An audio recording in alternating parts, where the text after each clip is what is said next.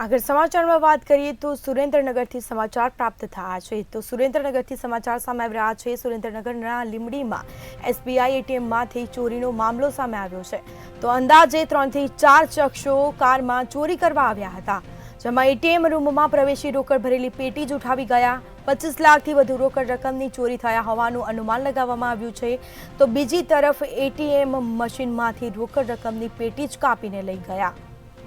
તો જિલ્લા પોલીસ વડા સહિતનો કાફલો ઘટના સ્થળ પર પહોંચી અને વધુ તપાસ હાથ ધરી અજાણ્યા શખ્સો એટીએમમાં પ્રવેશ્યાના સીસીટીવી પણ સામે આવ્યા છે। તો આજે સમગ્ર ઘટના છે તે સીસીટીવીમાં કેદ થઈ છે। સુરેન્દ્રનગર લીંબડીમાં એસબીઆઈ એટીએમમાંથી ચોરીનો મામલો સામે આવ્યો છે, જેમાં અંદાજે 3 થી 4 શખ્સો કારમાં ચોરી કરવા આવ્યા હતા તો એટીએમ રૂમમાં પ્રવેશી રોકડ ભરેલી પેટી જ ઉઠાવી ગયા અને 25 લાખથી વધુ રોકડ રકમની ચોરી થયા હોવાનું અનુમાન લગાવવામાં આવ્યું છે। સાથે જ એટીએમ મશીનમાંથી રોકડ રકમની પેટી જ કાપીને લઈ ગયા તો બીજી તરફ પોલીસ દ્વારા આ મામલે વધુ તપાસ હાથ ધરાઈ છે।